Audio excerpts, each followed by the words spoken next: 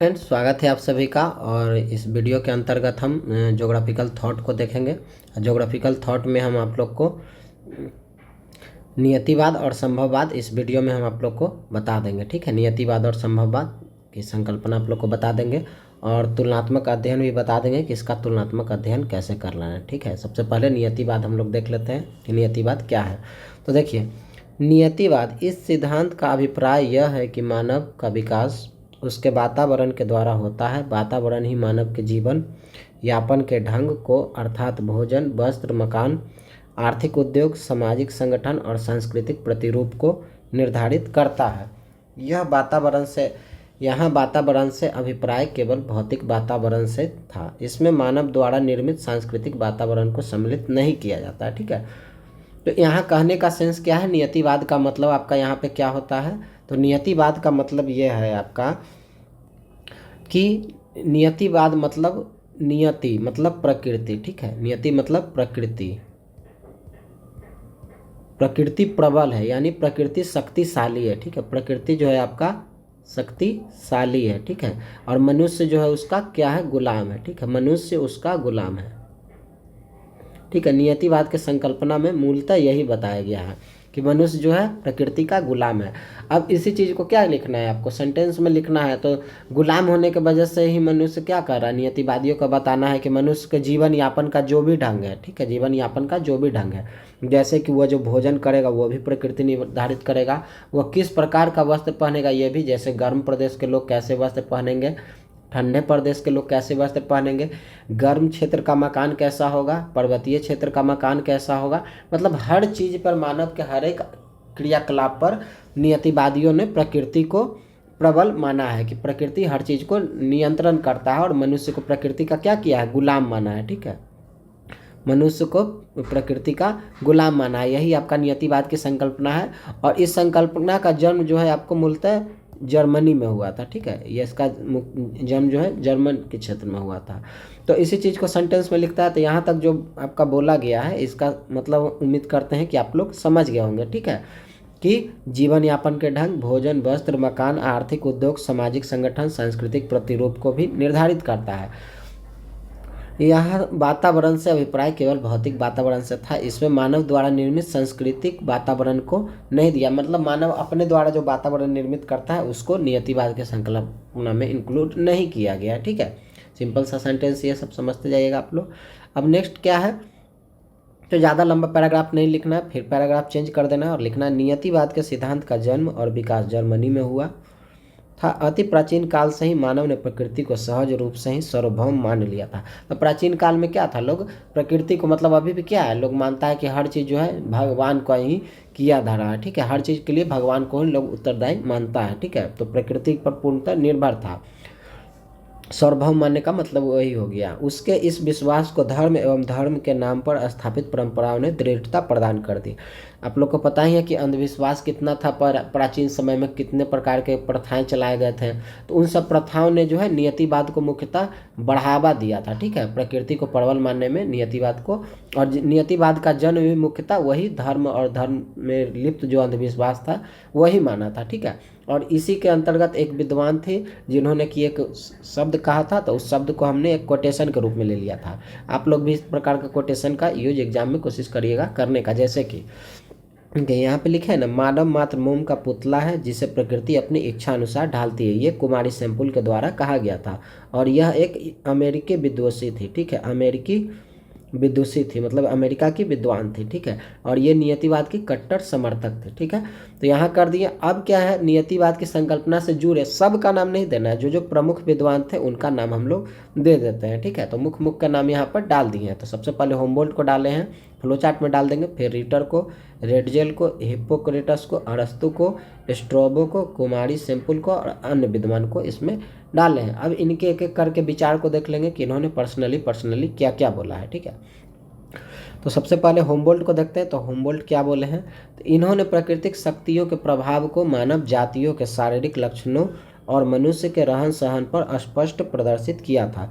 उन्होंने अपने ग्रंथ कॉस्मोस में पूर्वकालीन सभ्यताओं के विकास में भूमध्य सागर के प्रभावों को बतलाते हुए लिखा है कि समुद्री प्रभाव का स्पष्ट दर्शन फोएनेशियन लोगों की बढ़ती हुई शक्तियों में होता है और उनके बाद हेलेनिक राष्ट्रों की शक्ति के उत्थान में होता है। यूनानी लोगों का क्रियाशील जीवन, विशेषकर ओएनियन लोगों की क्रियाशीलता तथा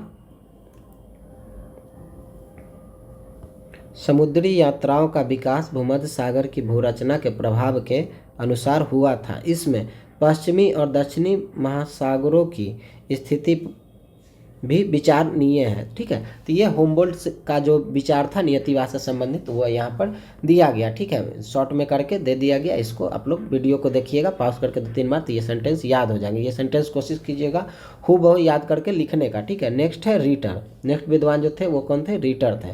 तब रीटर ने क्या क्या नियतिवाद से जुड़े अपने विचार दिए हैं, तो उनको देखते हैं।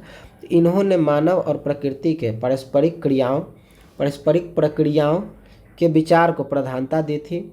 उसने यूरोप की कटी फटी समुद्र तटीय रेखा के महत्व को यूरोप के इतिहास पर छाया हुआ दिखाया था। रीटर ने 1849 में एक प्रादेशिक भूगोल के वर्णन में यह लिखा था कि डच लोग में शारीरिक कठोरता, लगातार काम में जुटे रहने की प्रवृत्ति, बुद्धिमानी, सोचने की शक्ति, वह सहनशीलता व कठिन परिश्रम करने की लगन, उनकी ये विशेषता वातावरण के फलस्वरूप आता है। ठीक है, नेक्स्ट विचार है रेटजल का। हम जल्दी इसलिए कर रहे हैं ताकि आप लोग का ये वीडियो जल्दी से कंप्लीट हो, ज़्यादा लंबा नहीं हो।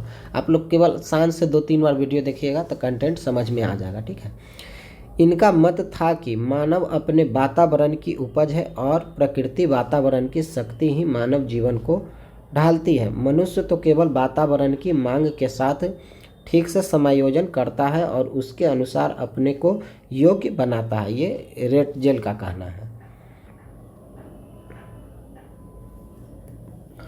रेटजेल संसार के विभिन्न प्रदेशों में मनुष्य के रहन सहन, आर्थिक, उद्योग और सामाजिक संस्कृति को वातावरण की ही देन मानते हैं। उन्होंने एंथ्रोपोजियोग्राफी ग्रंथ के प्रथम खंड में यह स्पष्ट किया था कि पृथ्वी पर मानव वातावरण अधिकतर प्राकृतिक शक्तियों द्वारा ही नियंत्रित होता है, और इसके दूसरे खंड में जनसंख्या के वितरण का वर्णन किया गया है। ठीक है, उसके बाद नेक्स्ट आ जाता है हिप्पोक्रेटस आ जाते हैं। ये क्या कहते हैं? तो इन्होंने यूनानियों की प्रकृति एवं संरचना, आध्यात्मिक गुण व व्यवहार पर जलवायु, स्थल रूप एवं मिट्टी के प्रभावों को समझाने का प्रयास किया है। इनके अनुसार यूरोप वासियों का एशियाई वासियों पर अधिकार का सबसे बड़ा कारण यूरोप की कठोर एवं परिवर्तनशील जलवायु है। यूरोप में लगातार अधिक एवं सूर्य का प्रकाश अनिश्चित रहता है। यूरोपवासी स्वाधीनता प्रेमी व साहसी होते हैं एवं कठिनाई सहकर भी उसकी रक्षा करने वाले होते हैं। मतलब इनका बोलना है कि यूरोप के लोगों को प्रकृति जो है इस प्रकार का जलवायु, स्थल रूप, मिट्टी और अन्य प्राकृतिक चीज़ों से प्रभावित करता है कि यूरोपवासी जो है एशियाई वासियों पर अधिकार, मतलब बहादुर हो जाता है प्रकृति के कठिनाइयों के वजह से, और वो लोग एशियाई वासियों पर को गुलाम बनाने में प्रबल रहता है। ठीक है,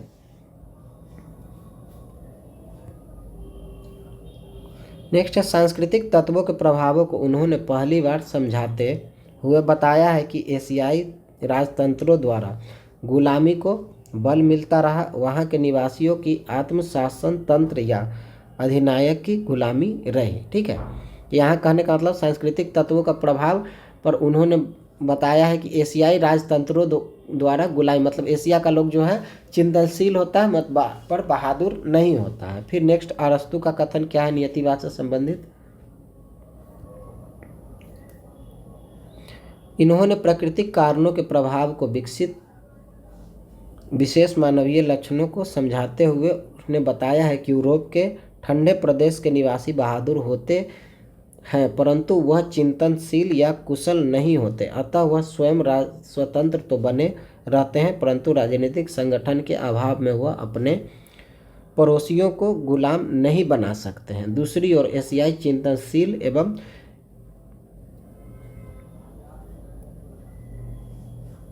कार्यकुशल तो होते हैं परंतु उनमें साहस एवं उत्साह की कमी रहती है, इसी कारण वह दूसरे के शासन में गुलाम बने रहते हैं। मतलब इनका कहने का मतलब था कि यूरोपवासी जो हैं वो क्या होते हैं, बहादुर होते हैं बट चिंतनशील नहीं होते, जबकि एशियाई भाषी जो होते हैं, एशिया भाषी, ये लोग चिंतनशील होते हैं बट बहादुर नहीं होते हैं, जिसके वजह से यूरोप का लोग जो है एशिया के लोग को गुलाम बना लेता है और अन्य क्षेत्र के लोगों को भी गुलाम बनाने की प्रवृत्ति बहादुरता होने की वजह से यूरोप के लोगों में है, जबकि एशिया के लोग चिंतनशील तो है, ये लोग खोज वगैरह तो करते हैं बट गुलाम बनाने की प्रवृत्ति यहाँ के लोगों में नहीं है, यही कहने का सेंस है। फिर आ जाती है कुमारी सेम्पुल। इन्होंने निश्चयवाद के सिद्धांत की पुष्टि में लिखा है, मनुष्य पृथ्वी तल की उपज है, ठीक है, मनुष्य को पृथ्वी तल का उपज मानती हैं ये। इसका मतलब केवल इतना ही नहीं कि वह पृथ्वी का बच्चा है और उसकी धूल का कण है, वरन यह भी है कि पृथ्वी माता ने उसका पालन पोषण किया है, उसके लिए कर्तव्य निश्चित किए हैं, उसके विचारों को निश्चित दशाओं की ओर मोड़ता है,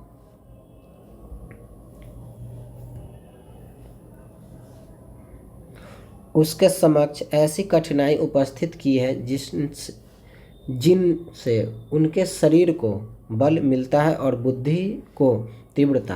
पृथ्वी ने उनको नौ संचालन और सिंचाई की समस्याएं दी हैं और साथ ही साथ उनके कान में उस समस्या का हल भी बतला दिया है। वह उसकी हड्डी और मांस तथा उसके मस्तिष्क और आत्मा में प्रवेश कर गई है। ये कुमारी सेम्पुल का बोलने का मतलब है कि पृथ्वी, मनुष्य जो है, कुमारी सेम्पुल बोलती है कि मनुष्य जो है पृथ्वी का क्या है, बच्चा है, और बच्चा ही नहीं बल्कि पृथ्वी जानबूझकर मनुष्य के सामने विभिन्न प्रकार की चुनौतियां क्रिएट करता है। जैसे कि पानी की समस्या है तो सिंचाई करनी होगी कहीं, तो अब सिंचाई के लिए भी प्रकृति ने ही मनुष्य के कान में क्या किया है, बताया है कि आपको सिंचाई के लिए क्या करना है, ठीक है, सिंचाई के लिए आपको क्या करना है, यह भी प्रकृति ही मनुष्य को बताई है उसके कान में, उसके पूर्वजों के, और पूर्वज जो है अपने अगले पीढ़ी को बताती है।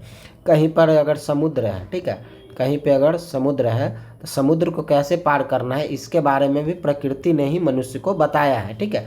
ये सब कुमारी सेम्पुल का कहना है। ये नियतिवाद की कट्टर समर्थक थी और इस प्रकार से ये बताती है कि मनुष्य का बुद्धि वगैरह, मतलब जो भी चीज़ें, हर चीज़ प्रकृति पर निर्भर करता है। मनुष्य को अगर किसी चीज़ का आइडिया भी मनुष्य के दिमाग में आता है तो वह भी प्रकृति के द्वारा ही मनुष्य को बताया जाता है।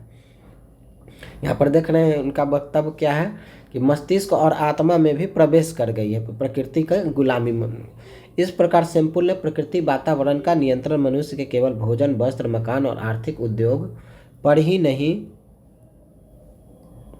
नहीं वरन उसके विचार, भावनाओं और धार्मिक विश्वासों पर भी बताया है।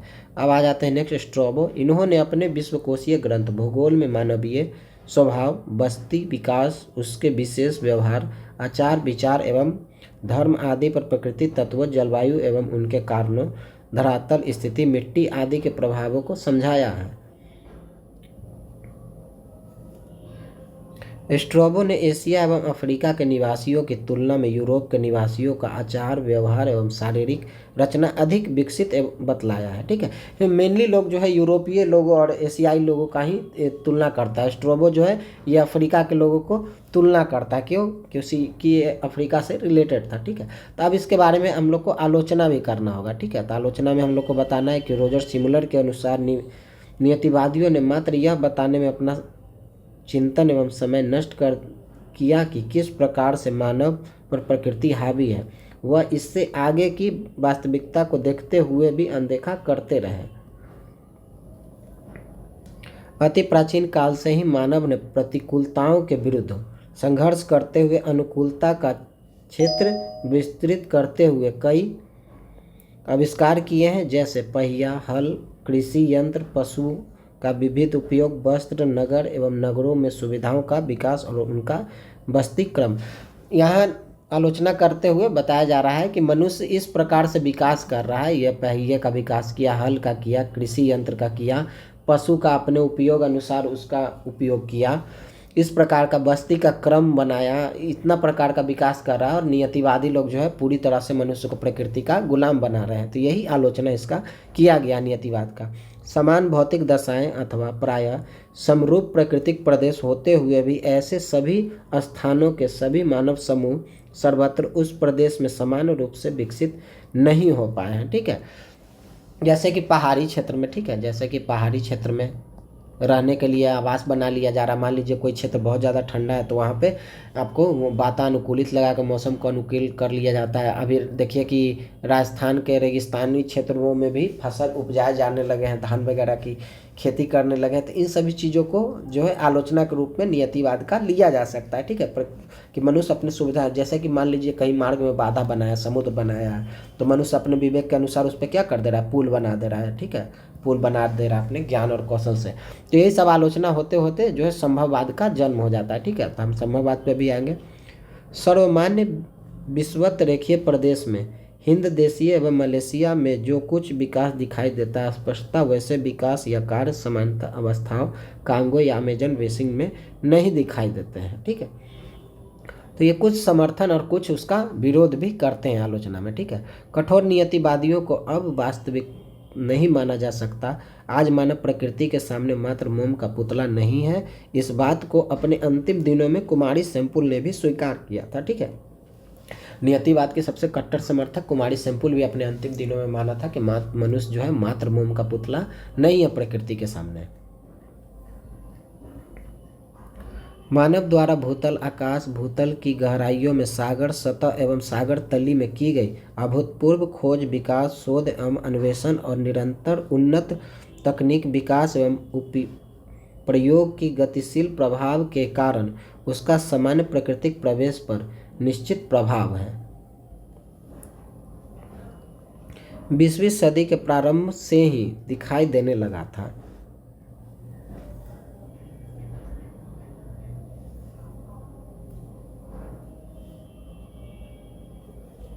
आज सभी यह स्वीकार करते हैं कि मानव प्रकृति प्रदत्त प्रतिकूलताओं में भी अनुकूलताएं पैदा कर अपनी विकास निरंतर करता जा रहा है। अतः नियतिवादी पर बहुपक्षीय अपेक्ष लगाए गए हैं, उसकी अनेक प्रकार से आलोचनाएं की गई हैं, ठीक है। तो ये आपका नियतिवाद की संकल्पना थी, ठीक है।